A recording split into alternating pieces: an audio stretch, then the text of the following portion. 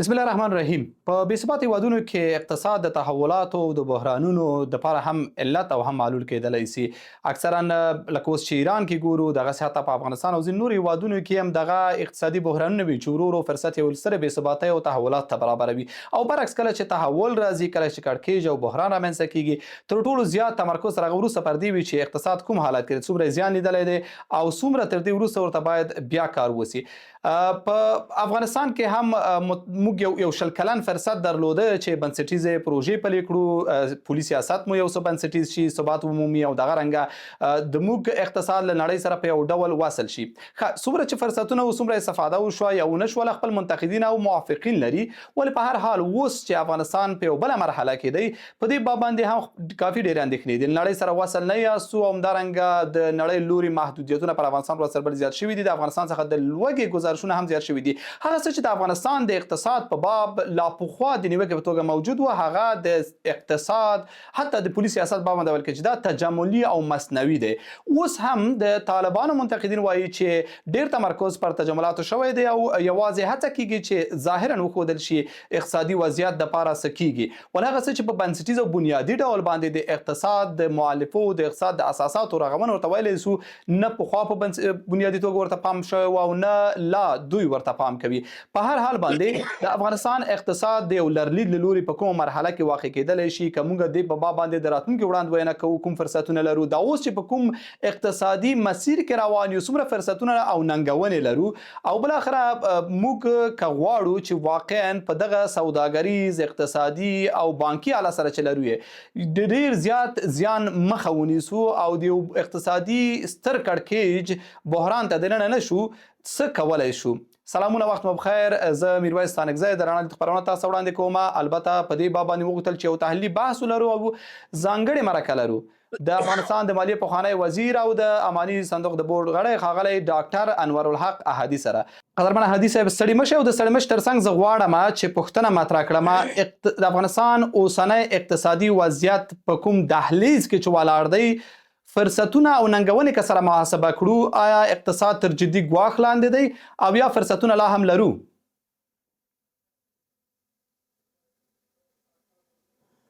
بسم الله الرحمن الرحیم. متاسفانه چې ننګونې ډېرې زیاتې دي، فرصتونه کم دي. ممکن یو څه بس روي، خو اول د ننګونو په جمله کې تاسو ته معلوم دی چې افغانستان نه ده په رسمیت نه ده پیژندل شوی او له یو شمېر تحریمو لاندې ده. نو د افغانستان اقتصاد خو چې بې له تحریمونو هم ضعیف و، زموږ رقابت له دنیا سره مشکل و راته. اوس تحریم هم ورسره وسیږي، وایي د لمدو خټو لږ اوبه پکاري، نو نور جنجال موږ ته زیات څه دغه کوي، جوړوي. نو دا تحریمونه باید څه د لرې سي او دا تحریم په هغه وخت کې لرې کېږي چې حکومت له دنیا سره راکړه او درکړه وکړي، او ځینې مسایل دي چې هر دولت باید هغه چې غواړي چې بین المللي هغه ولري، راکړه او درکړه ولري، هغه هر دولت باید هغه څه د هغو مطابقت وکړي، د هغو مطابق څه د حرکت کوي. نو دا یو غټه ننګونه ده د افغانستان لپاره. دومه برخه یې څه ده، البته سرمایه گذاري په افغانستان کې، سرمایه گذاري په تیرو څو کلو کې ډیره کمه شوې ده او نفوس مو ډیر زیات شوی ده. یوازې د مهاجرو له امله یو 10% زموږ نفوس زیات شوی دی او ګرچې اقتصاد په وروسته کال 4% جیکس وده یې وکړله، خو 4% داسې هلته 10% زموږ خلک زیات شول او 4% مو اقتصاد جیکس. معنا یې دا ده چې اقتصاد مو فی نفر نور هم څه ده خرابه شوی دی. نو د هغه لپاره د سرمایه ګذاري لپاره داسې یو مطمئن محیط د سرمایه ګذاري لپاره د تشبث ته ضرورت دی چې هغه یو قانونمند محیط د غواړي، او په دې ساحه کې دا یو لوی ننګونه ده د افغانستان لپاره. همداسې وده، اقتصادي وده قوي مسلکي خلکو ته ضرورت لري او قوي مسلکي خلک څه د په مسلکي مکتبونو او مسلکي پوهنتونونو کې څه د روزل کېږي چې متاسفانه په تېرو څلورو کلو کې د موضوع د هېڅ توجه نه ده سوې. نو دا یو بله ننګونه ده. پخوا هم موږ دا مشکل درلوده، د جمهوریت په وخت کې هم دا مشکل درلوده چې مسلکي خلک مو غوره ډېر نه درلوده، خو اوس موږ دا مشکل نور هم څه ده سوی دی، زیات سوی دی. او په عمومي ډول سیاسي ثبات نه اوسېږي، نو سرمایه ګزاري هم ورسره مشکل وي. او افغانستان اوس په داخلي سطح هم مشروعیت کمزوری ده او په بین المللي سطح خو بالکل کمزوری دی. نو دا هغه ډېرې غټې ننګونې دي. موږ ته نور د خارج نه هم څه د کومکونه داسې نه کېږي، ګرچې د ځینې راپورونه دي چې څه کومکونه به وي، خو دا هغه کومکونه دي چې فقط بخور و نمیر ده، یو څه وخوره چې مړ نه سي. داسې نه ده چې د حالت دوام په مخ لاړ سي، د موږ اقتصاد د فلج کېدو خواته وړی شي. ضرورت لرو باید چې دغه مشکلات سره حل سي، د دې لپاره چې موږ اقتصاد څه ده په مخ څه لاړ سي. البته کم فرصتونه هم څه ده سته دي، تاسو وایي زه په فرصتو باندې به هم څه ده لږ څه وغږېږم. حتما د اول په همدغه ننګونو غږیږو، لا هم په تجملاتو باندې لکه پخوا هم د افغانستان کې مروجو ډېر پر تصنعي حالات باندې، پر تجملاتو باندې، پر دې مسایلو باندې ډېر زیات تمرکز کېږي. یوازې اکتفا په دې کېږي چې د خلکو قناعت ترلاسه شي، وښودل شي چې بد نه وي روان، چې دا یو عرف دی په افغانستان کې او دا ډېر مضر دی اقتصاد دپاره، ځکه بنسټیز کارونه د خلکو هیر شي. فلج خو به نه وي، خو په ډېر یو کمزوري حالت کې به اوسېږي. اقتصاد هېڅ وخت نه فلجېږي، مطلق نه فلجېږي. آماده سطحې ته رسېږي چې دومره کمزوره وي چې پکې مثلا د خلکو عاید سرانه د بې حده څه ده کم اوسېږي. موږ عاید سرانه د جمهوریت په وخت کې تقریبا 2 چنده 3 چنده څه ده سوی وو، د یو ټیټه هغه نه شروع وه، خو بېرته څه ده کله چې رژیم بدل څه بېرته څه ده موږ راکته سولو. اوس هم عاید مو نه ده هغه سوی. داسې چې ووایي چې مطلق اقتصاد صفر ته رسېږي، هغه امکان نه لري. هېڅ چېرته څه ده اقتصاد صفر ته څه ده هغه نه راټیټېږي. ولې دومره ټیټ اوسېږي چې حتی هم دا اوس خطر دی مثلا د ولږې ده پکې، بیکاري مثلا د 80% نه څه ده زیاته ده پکې. هغه یو څو نفره چې کار کوي، هغه یوازې په زراعت کې څه ده کار کوي، په نور ساحو کې هغه نشته ده. تبلیغاتي ساحه بلې وو، هره ورځ څه ده پخواني رژیم به هم همدا کول، یو بند به یې څه ده 4-5 ځلې څه ده افتتاح کوو. دغه اوس دغه میډیا سره خلک ډېر زیات هم دا تبلیغاتي کارونه کوي، اما واقعي هغه خو ارقام نه بدلېږي. نو فلج به نه سي، اقتصاد به فلج نه سي، مګر تر اوسه پورې داسې په ښه ډول نه ده روان. او زه دا نه وایم چې حتما چې خارجي کومکونه وشي نو اقتصاد به ښه کېږي. اکثره ممالکو د دنیا او په خپل پښو باندې، په خپل توانمندي باندې ځان د فقر نه کاږلی دی او اقتصاد څه ده ښه سوی دی. مثلا چین هم دا کار وکړ، مثلا اندونیزیا اوس هم دا کار کوي. څو موده مخکې د مالیزیا کار څه ده هغه ښه و په دې کې، په دې هغه بنګلادیش وخت چې کله ازادي واخیستله بالکل خلک ورته ناامیده وو چې بنګلادیش نه امکانات لري، نه مواد لري او خلک ډېر زیات دي. هغه د کسنجر په خبره وایي څه باسکټ کیس، یعنی بالکل د ناامیدۍ غوښتله. ولې بنګلادیش وکولی سوی چې په پښو ودرېږي؟ دغه آخري ناقراريګانې چې هلته راغلي امکان لري په اقتصاد باندې منفي اثر څه ده وکړي.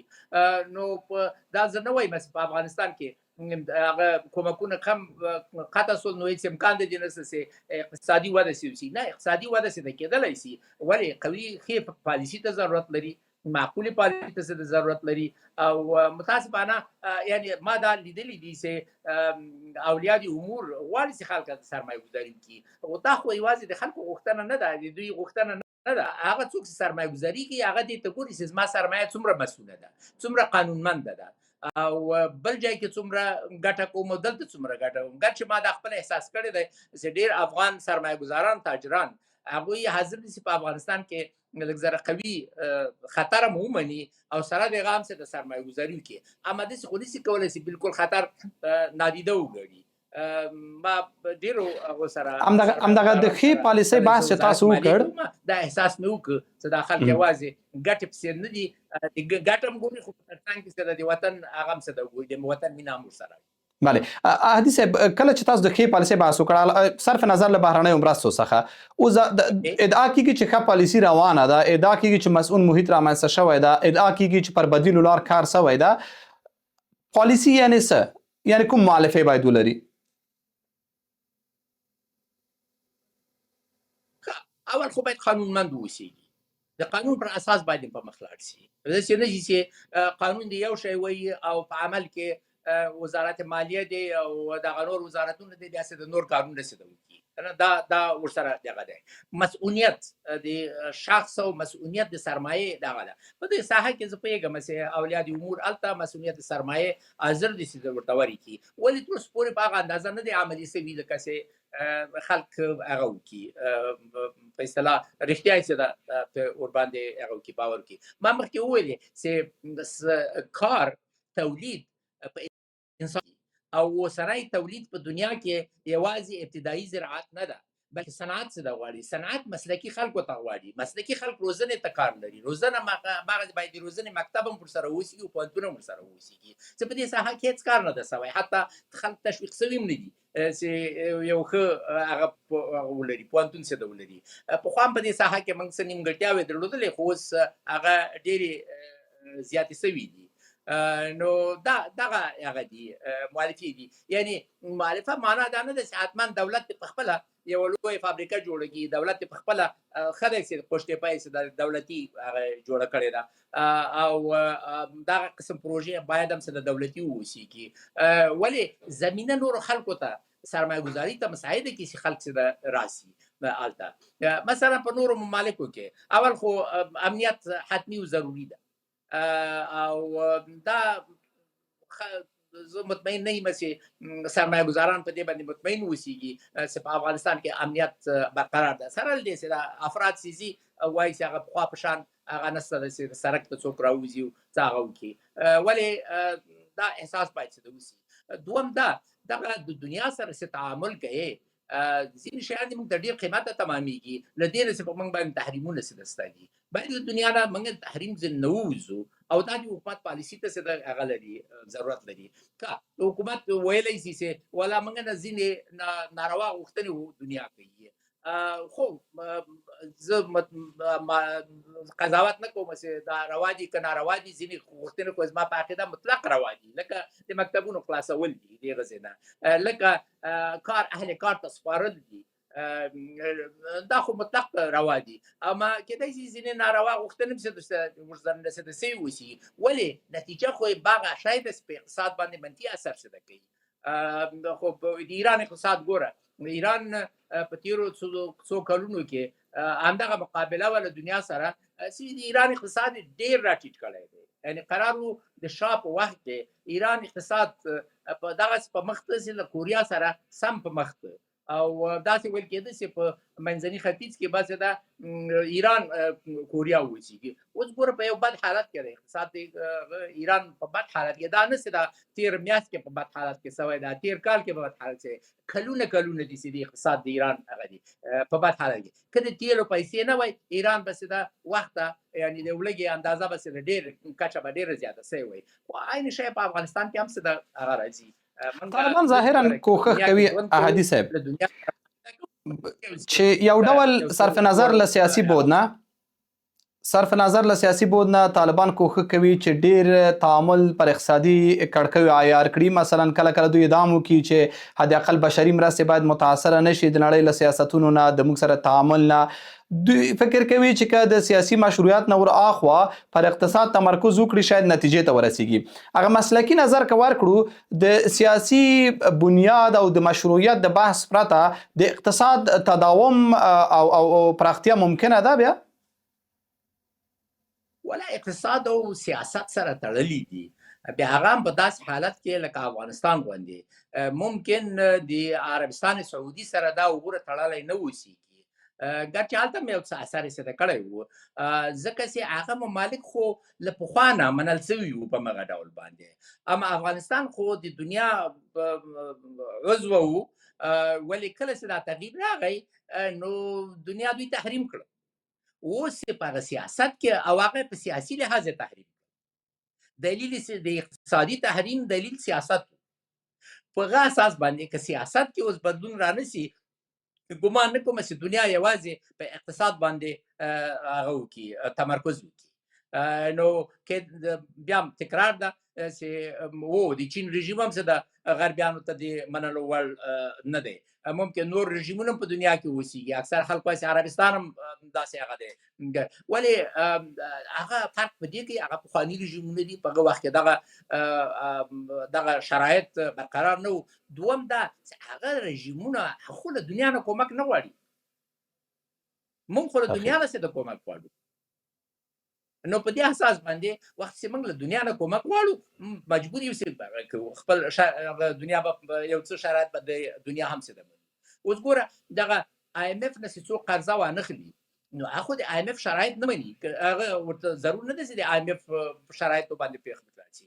پاکستان ولې د IMF شرایط مني؟ ځکه چې پاکستان IMF نه قرضه اخلي، پاکستان محتاج ده، پیسو ته ضرورت لري. هندوستان ضرور هغه نه محتاج نه ده. یو وخت کې په 1970 کې جیمز کلهن صدر اعظم د انګلستان و، د انګلستان اقتصاد دومره خراب شوی و چې انګلستان له IMF نه قرضه واخیسته، او دا یو لوی هغه شوی و چې جیمز کلهن چې صدر اعظم و په هغه وخت کې هغه وکولای چې موږ په قرض شوي وخت او په قرض شوي پیسو باندې موږ څه خپل حکومت سره چلوو، یعنی بالکل هغه آخرین درجه د عاجز و. نو انګلستان چې د IMF قرضې په مقابل کې شرایط منل، نو خو افغانستان په څه هم یو څه انعطاف کوي په دې. هادي صاحب دا د ډالري کڅوړو بحث یو څه قسم غیر مسلکي نظر به ول عامه اذهانو ته دا شی رسیدلی دی چې ښځه هغه د ډالر راځي په اونۍ کې راځي او دا که بیا محاسبه شي میلیاردونه ډالر راغلي تر اوسه پورې، دا زموږ دا پیسې هم چې ثابت ساتل شوي دا شاید دلیل وي، قسم هلته نقدي په پیسو شتون نشتون بحث هم دی. خو په هر حال داسې تصور کېږي چې د امریکایان پیسې رالیږي نو دغه تبلیغات چې کېږي دا منفي تبلیغات بولي، وایي چې نه بس اقتصاد ثبات ته رسېږي ځکه نړۍ سمه ده چې تعامل نه کوي رسمي کانالونه، ولې هغه پیسې پټې یا ښکاره روغ یا ناروغې خو را روانې دي. آیا اتکا پر دغه بحث باندې کولی سي چې موږ مطمئن کړي؟ دلته دوه ټکي دي، یو خو دا بحث خو اکثرا د رژیم مخالفین کوي، د امارت مخالفین وایي چې کڅوړې را روانې دي که نه، خپل امارت خو دا خبره نه کوي. او د کڅوړو خبره پخوا هم څه د بایدن چې کله دلته جمهور رئیس بایدن و، خو په صورت اوسط د کال تقریبا 2 میلیارډ ډالرو پورې د ملل متحدو د امریکا پیسې داسې یو ځای سوی دومره څه د تللې هلته، او هغه یو غټ تاثیر یې درلوده په حکومت ته مستقیمه دا پیسې نه ورکول کېدې، لا اقل تر کوم ځای پورې چې موږ ته معلومه ده کیدای شي چې ځینې استخباراتي روابط موجود اوسي چې هغه خو چاته نه معلومیږي، نو هغه شی چې علني دي هغه مستقیما طالب ته پیسې نه تللې، دغه AIB بانک ته تللې او AIB بانک پس دا په افغانستان بانک کې لیلام ته اچولې او هغه پیسې به اخیستې، هغه دغه ملل متحد مؤسسو ته به ورکول چې هغوی به په افغانیو باندې بیا هغه کوو مصرف کوو. که رښتیا درته وایم دا زما نظر و، ملل متحد یو وخت کې غوښته چې ډالر مصرف کړي مستقیم له افغانۍ نه تیر سي، دا 3 کاله مخکې دوی دا هغه که ما نه پوښتنه وکړله او ما بیرته په دې کې نظر ورکړ چې دغه کار تاسو د افغانۍ له لاسه ډکوئ، صحیح دغه ډالر هلته په افغانۍ بدل کړي او افغانۍ مصرف کړي، افغانۍ به هم څه د ثبات پیدا کړي او خلکو ته به هم څه د نتیجه به عین شی څه د اوسېږي.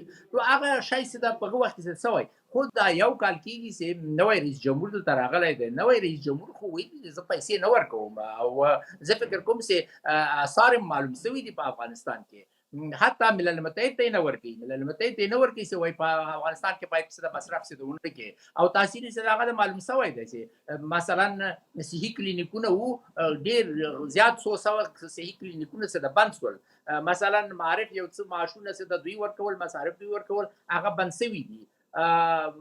نو هغه کڅوړې فکر نه کوم چې هغه په دغه اندازې اوسېږي او که کوم استخباراتي کړی اوسي هغه باندې زه نه لرم، خو که پیسې ورته ورسي طبعا مثبت اثر ورباندې کوي.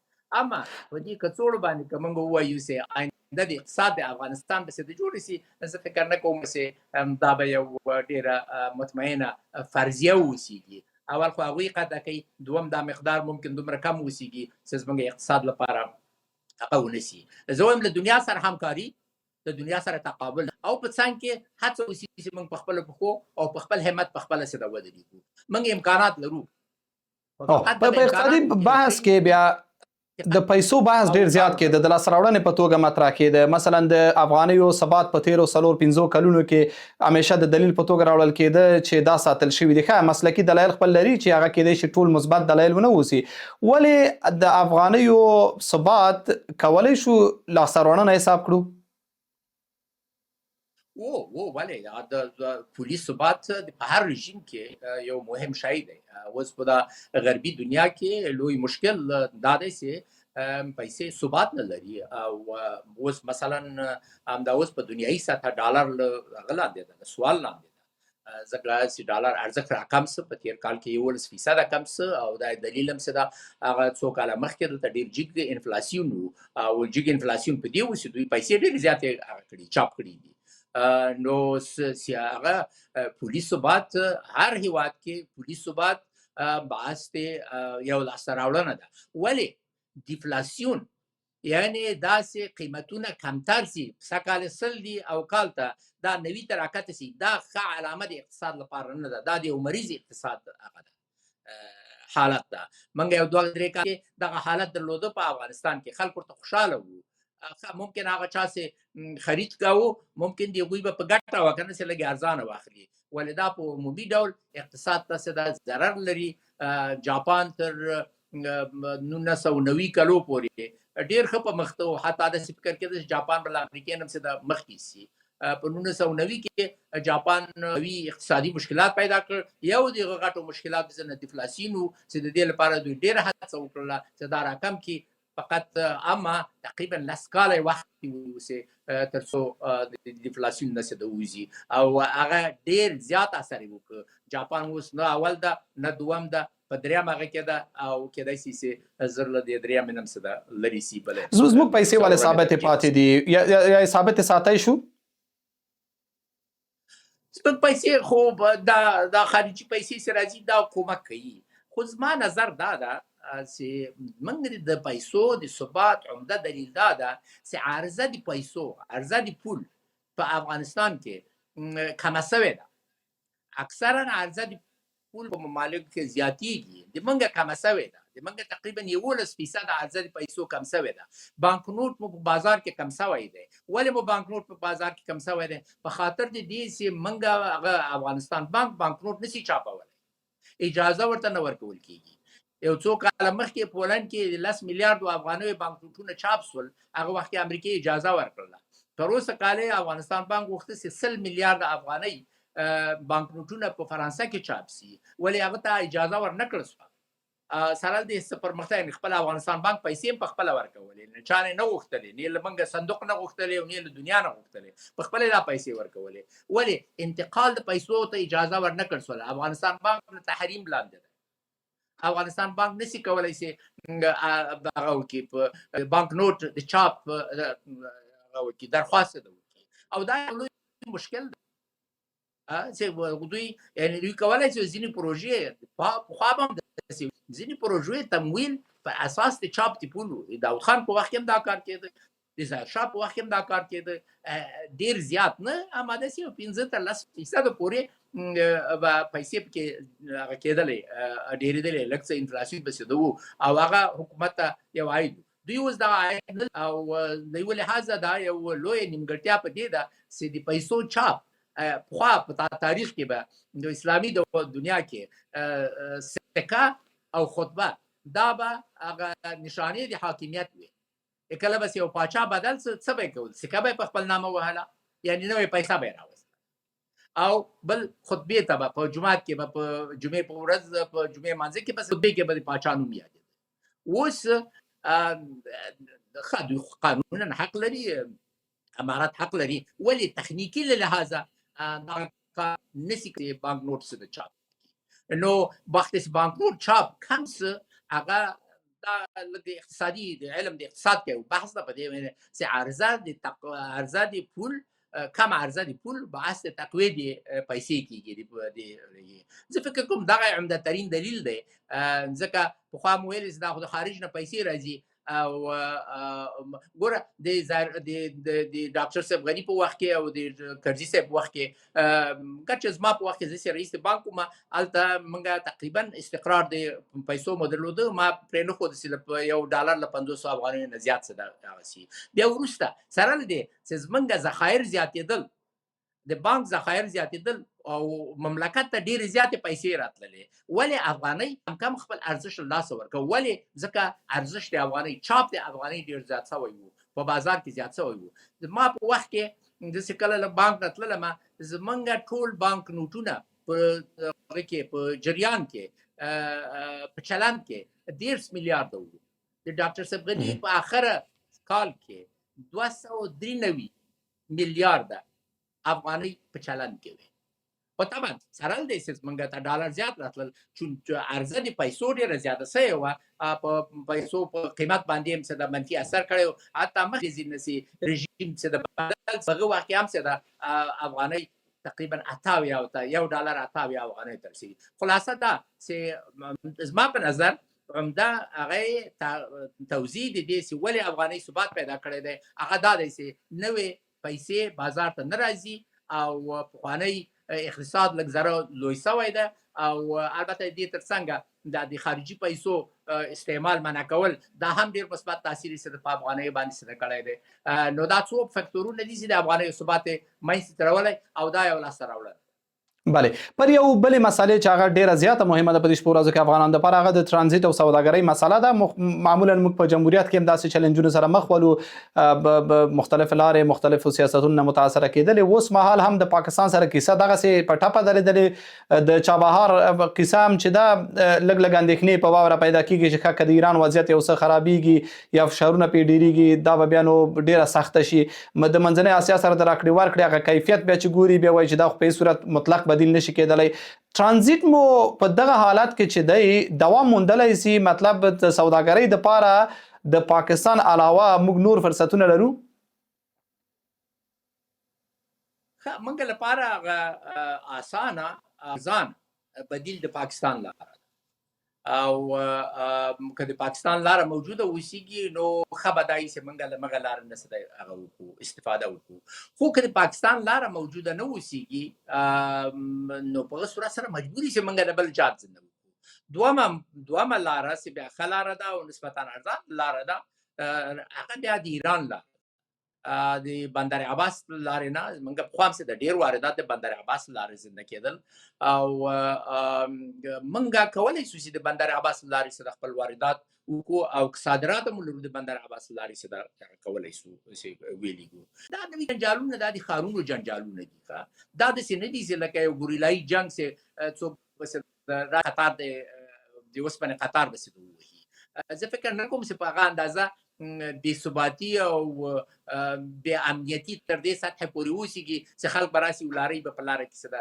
درېږي او مال به ورځه هغه کېږي نو په دې اساس زه دا ناقراري بد اثر په هر چیز باندې کوي امکان لري په بندرونو باندې هم اندازې پورې چې دا اثر وکړي ولې فکر نه کوم په هغه اندازې پورې اوسېږي چې مال تجارت ترانزیت مال تجارت سره کوم مشکل څه ده ولري او هغه تحریمونه چې په ایران باندې دي هغه دغه ترانزیتي مال باندې نه ده یعنی ترانزیتي مال کولی شي بې له دې چې تحریمونه ورباندې عملي شي هغه کولی شي چې مثلا زموږ مال بندر عباس راشي د بندر عباس نه لاړ شي افغانستان ته یا د بندر عباس لارې نه همدغه مال څه ده اسیای مرکزي لکه ازبکستان او تاجکستان او د نورو ته څه ده هغه کې ورسېږي نو په دې اساس یو څه خطر شته ده اما خطر وروره زیات نه ده عین شاندري چابهار کې هم څه ده اوسېږي چابهار کې خو دوی یو څه استثنا ورته ورکړې وه ولې دغه مال چې راځي هغه فکر نه کوم هغه په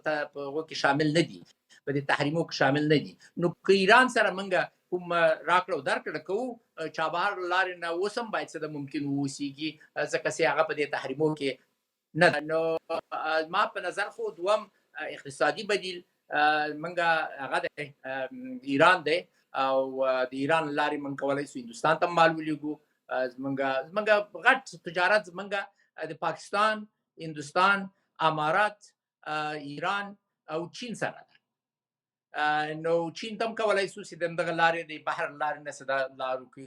چین ته کیدای شي چې د حتی د خط ریل چې د حیرتان نه شروع کېږي کیدای شي هغه هم اقتصادي واوسېږي. پخوا خراب په دې و چې په میاشت کې به یو ترین راته هغه هم له چین نه او زمونږ له خوا نه به بیا په ترین کې مال نه وړل کېده چې باید دغه شیان څه د رفع شي. نو هغه هم کیدای شي ولې زه فکر کوم چې بحري ما هغه ترانسپورټ ډېر ارزانه ده او دغه بحري ترانسپورټ موږ د بندر عباس له لارې څخه کولی شو او دغه کوم کار چې اوس پاکستان د افغانستان تجاره پیسه کې کوي دا د دوی په نقص هم ده او زموږ په نقص هم ده. دوی ته یعنی پاکستان ته ځان لري موږ ته دوی ته هسې خدایي ورته پیسې راتللې او خلکو هلته احساس کړی دی په پاکستان کې چې دوی هغه سوي دي خصوصا پښتنو منطقه چې په دغه تجارت کې ډېر شامل وو هغه سیاسیونو هم دا شکایت کړی دی او تاجرانو هم شکایت کړی او عادي خلکو هم سره دا شکایت کړی. نو خدای دې وکړي چې دغه مشکل حل شي افغانستان او پاکستان ترمنځ ځکه دا زموږ دواړو په ګټه ده.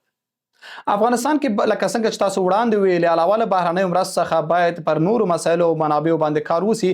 اوس د معادنو کیسه ډېره ګرمه ده او کسان خپل منتقدین لري او وایي چې یو د منظم پالیسۍ نشتون کولی شي چې موږ هغه د سریلانکا کیسه یادوي چې هغسې حالت سره مو مخ کړي هر څه مطالعه شي. فکر کوئ چې پر معادنو په دې مرحله کې چې لا د مشروعیت بحث تر پوښتنې لاندې وي اتکا مفیده کیدای شي که نه؟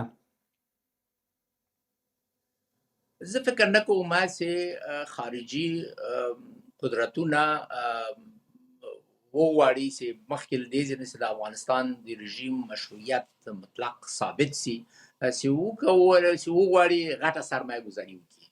یو وړه سرمایه ګذاري ده دلته د طلا او هغه ده معدن ده دا یو څو میلیونه ډالر دي نهایت یو سل میلیون ډالر ته رسیږي او په دې کې د هغوی ګټه هم چې ده ډېره زیاته ده چې خطر مني. یو داسې پروژې دي چې هلته دوی باید په میلیاردو ډالر سرمایه ګذاري وکړي مخکې له دې ځای نه چې استحصال او استخراج صورت ونیسي. زه فکر نه کوم چې هغه کار څوک وکړي. زموږ غټه سرمایه ګذاري غټه دغه مثلا مس دي دغه د تقریبا څه کم 20 کاله سو ولا 17 کاله سو چې چین دا قرارداد نیولی دی ول هیڅ حرکت یې نه دی کړی او متاسفانه چې د افغانستان حکومتونو په دې ارتباط باندې د چین سره کلک حرکت نه دی کړی. زموږ بل غټه هغه څه ده وسپنه ده وسپنه زه فکر نه کوم چې څوک هلته حاضر شي په وسپنې باندې سرمایه ګذاري وکړي تر څو پورې حالات هغه نه شي جوړ نه شي.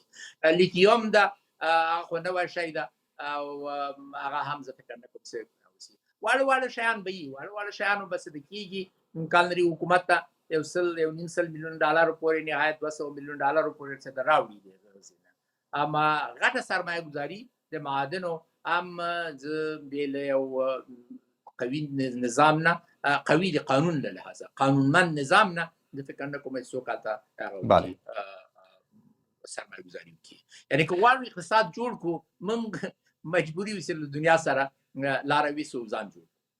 او زه پر همدغه مسایل یو خلک ډېره دلچسپي لري ښاغلی هادي چې له تاسو ځینې وړاندیزونه یا حل لارې واوري او عامیانه مباحثو باندې واوري. مثلا د لوږې فیصدي ورځ تر بلې زیاته ښودل کېږي په هغه رسمي راپورونو کې چې ترلاسه کوو یې.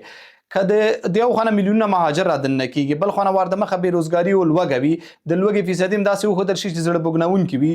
دغه عام به یې وپوښتو چې دغه د لوږې ګراف څنګه اجالتا راکښته کولی شو؟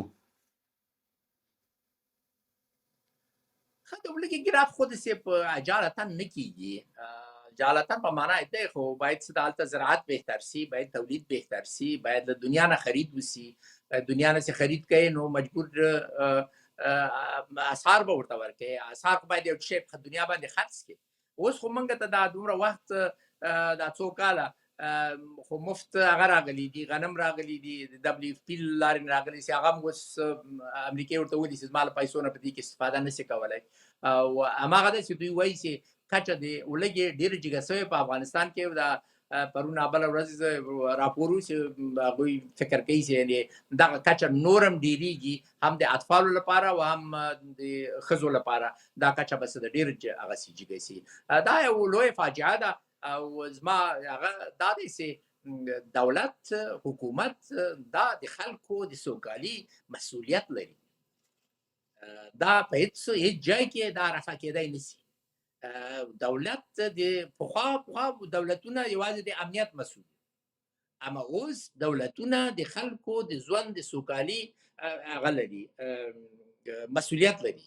د سوکالي لپاره کار مهم ده، د سوکالي لپاره اقتصاد مهم ده، د سوکالي لپاره د اقتصاد لپاره معرف مهم ده، د سوکالي لپاره صحت مهم دی، او دا ټول امکانات څه د غواړي او همکاري له دنیا سره غواړي. او یعنی انزوا یو دردناک بدیل دی او لاره د حل نشته ده، نه د ولګي لپاره شته ده او نه د اقتصادي انکشاف لپاره ده. نو په دې اساس باندې زه په دې فکر پسې نه دنیا غواړي له امارات سره تعامل وکړي، جوړ وکړي، خو امارات هم هره ورځ داسې نوې خبرې راکاږي چې په جای د وایي ما پور غوښته د نور غوښته.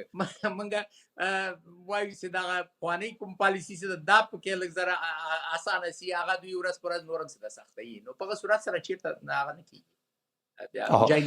رښتیا هم هر څه به راګرځي، بیا هم هغه قانونمندۍ ته یا مشروعیت ته یا تعامل پذیرۍ ته. په هر حال د آسیا دپاره او د آسیا وروستیو تحولات د ایران کیسه چې ګورو، د پاکستان ځینې تعاملات چې ګورو، دې خواته د منځنۍ آسیا په باب هم د احتمالي ګواښونو یوه ډرامه چې ګورو، دغه ټولو حالتو ته په کتو سره په یوه لرلید کې د آسیا د اقتصاد بحث به ډېر پراخ وي. ولکه د موږ د خپل زاویې دپاره ګورو چې د افغانستان سرنوشت پکې څومره ښه کیدای شي، که فرض کو تعامل ته چمتو شو، څومره فرصتونه لرو، یا همیشه باید د اقتصاد مو د تهدید لاندې اوسي ځکه چې زموږ موقعیت دغسې دی، یا آسیا اوس دپاره په دغسې یو حالت کې واقع شوې ده. دغه بحرانونه څومره زموږ اقتصاد لاله فرصتونه لرې کولی شي؟ داسې دی چې د آسیا خو اوس وایي چې یویشتمه پېړۍ به د آسیا پېړۍ اوسي، ځکه چې چین دلته عروج کړی دی، جاپان خو هم همداسې و، اندونیزیا هم راپورته کېږي، هند هم ډېر قوي پورته کېدو په حالت کې دی. نو وایي چې دا د عروج د آسیا یویشتمه پېړۍ به د آسیا پېړۍ اوسېږي. ولې آسیا خو یو لوی براعظم ده، کېدای شي په نورو جویو کې څه ده ډېر فوقالعاده پیشرفت وسي، اما په افغانستان کې نور هم ټیټوالي خواته لاړ شو. نو په دې اساس باندې موږ د آسیا په جګېدو باندې دا زړه نسو ښه کولی چې حتما به موږ هم ورسره ښه کېږو. ولې که موږ ځان جوړ کړو له دنیا سره، که آسیا جګېږي او که نه جګېږي، موږ باندې مثبت اثر کوي، موږ حرکات په خپله په موږ باندې مثبت اثر کوي. خو که موږ جوړ اوسېږو، ښه اوسېږو، بیا نو دغه د آسیا عروج هم په موږ باندې نوره مثبت اثر کوي. موږ د چین سره همسایه یو. ګوره په امریکا کې کاناډا ولې چې د اقتصاد دومره ښه، خو امریکا ته نږدې دی، معامله د امریکا سره. په تېر 140 کلو کې مکسیکو ولې اقتصاد ډېر ښه، خو د امریکا سره هغه دی، خو موږ هم هغه ته نږدې یو، چین ته نږدې یو، خو موږ باندې هم د هغوی مثبت اثر کوي. که پاکستان او هندوستان دغه مشکلات چې د حل سي، خو د هند عروج هم بیا په موږ باندې مثبت اثر کوي، خصوصا چې تاریخي لحاظه زموږ د اموالو بازار هند او پاکستان دی، او هند بازار خو قابل اشباع نه دی، یعنې دومره لوی دی چې زموږ تولیدات چې 10 چندم سي، بیا هم چې په هندوستان کې موږ خرڅولی شو. نو په دې اساس باندې د آسیا عروج کولی شي، کېدای شي چې په موږ باندې مثبت اثر وکړي، خو که موږ خپل جوړ نه اوسېږو، آسیا چې اسمان ته ورسېږي، موږ به د ځمکې لاندې اوسېږو. ډېره زیاته مننه قدرمن ډاکټر انور الحق احدي، د افغانستان د مالي پخوانی وزیر او د افغانستان د امني صندوق د بورډ غړی. ډېره زیاته مننه چې وخت مو راکړ ځانګړې مرکې لپاره او ډېرې مهمې خبرې مو له تاسو ور د کور ودان سلامت اوسئ. قدرمن لیدونکو، د ښاغلي احدي سره مو ځانګړې مرکه پر همدې مسایلو متمرکزه وه، خو که څومره هم د اقتصاد، د افغانستان د پولي سیاست او نورو مسایلو بحث مو وکړ، نهایتا بحث پر همدې پورې مستقیم تړلی و چې په افغانستان کې قانونمندي، مشروعیت او بالاخره نړۍ سره د تعامل د دروازو پرانیستل د دې ټولو اقتصادي سترو ننګونو درمان کېدلی شي. پرته له هغه د آسیا عروج، د نړۍ اقتصادي وده، په افغانستان کې فرصتونه، له افغانستان څخه بهر فرصتونه، پر هر بحث باندې چې چې د اقتصاد خواته یو مسیر لري پر هغه اتکا پرته له دې نشي کېدای چې موږ د نړۍ سره یو تعامل ته دننه شو. نو تر هغې چې د نړۍ سره د تعامل بحث پر یو مثبت بحث نه یې اوښتی، دا به ډېره لرې وي چې موږ په افغانستان کې د لوږې، فقر، د ګراف د راټیټولو او یا هم د واقعي او اساسي اقتصادي ودې په باب فکر وکړو. تر بیا هم پاک الله عمل.